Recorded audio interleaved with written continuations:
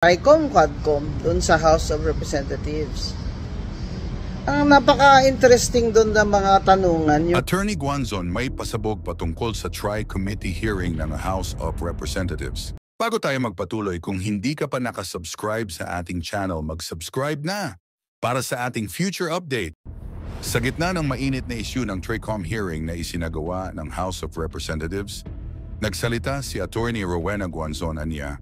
Hindi siya nag-atubiling ipahayag ang kanyang saloobin, paninindigan at pag-aalala sa mga nangyayaring hakbang ng pamahalaan. Isang makapangyarihang pahayag na naglalayong gisingin ang bayan at ipaglaban ang katarungan.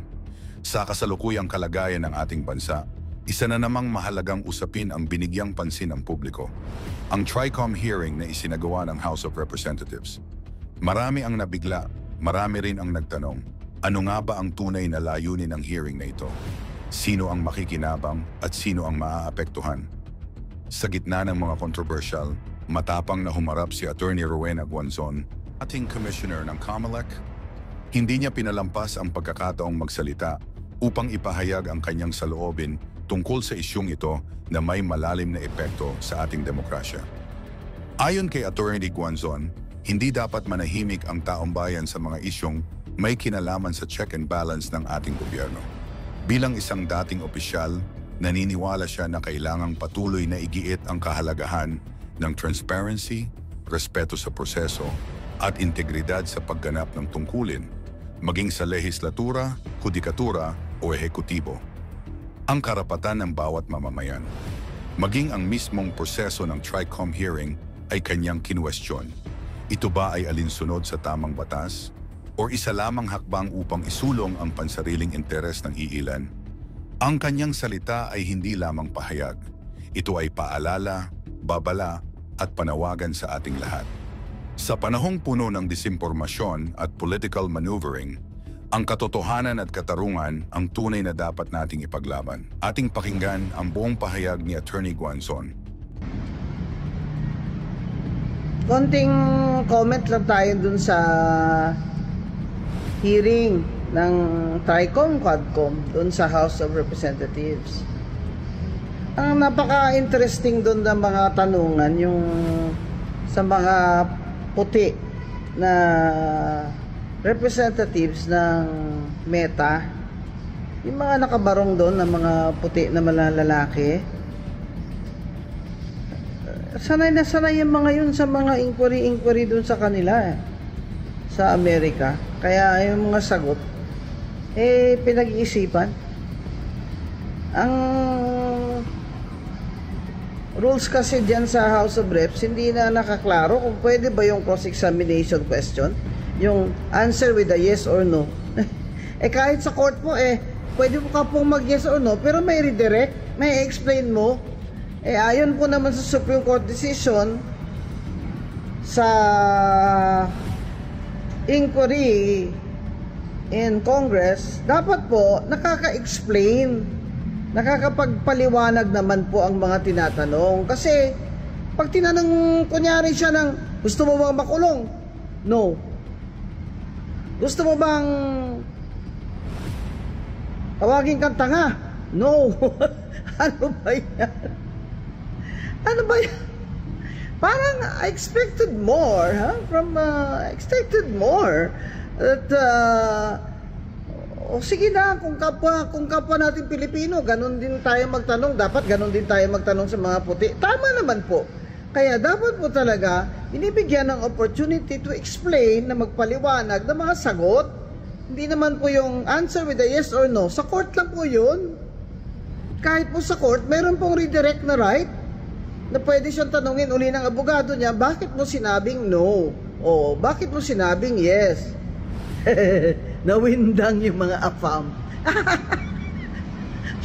Yung kalbo parang tumubo yung buhok niya Nakikita ko parang tumutubo yung buhok niya. Pero hindi ka tawa-tawa. Hindi ka tawa-tawa na ang mga inquiry in aid of legislation po ay tila nalilihis dun sa pag-uusig. Kaya dapat po rule of law. Dapat po sundin natin yung mga constitutional rights ng tinatawag ng Congress at hindi naman po sila guilty dahil nag-appear sila dyan. Hindi po ba? Hindi po yun ang conclusion. Saka hindi po ang Congress husgado. Yan po ay legislative body. Ang ginagawa po nila yan para baka naman may makontribute kayo sa paggawa ng batas to regulate. Sinasabi nga po,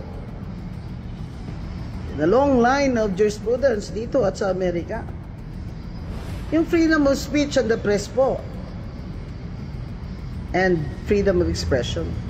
Pag gusto ng Estado o gobyerno na i-regulate yan, magpasa ng batas ng kung ano-ano, sa pag-regulate yan, ay mag-ingat po sila.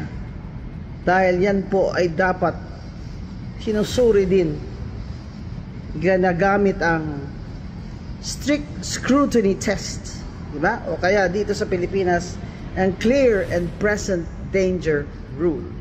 Clear and present danger rule. Attorney Guanzon po, T3PWD Party List. Number 8, sa balota. Number 8. Konting comment lang tayo dun sa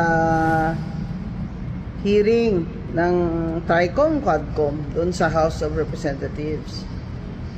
Ang napaka-interesting dun ng mga tanungan, yung sa mga puti na representatives ng Meta, yung mga nakabarong doon ng mga puti na malalaki. Sanay na sanay yung mga yun sa mga inquiry doon sa kanila sa Amerika. Kaya yung mga sagot pinag-iisipan. Ang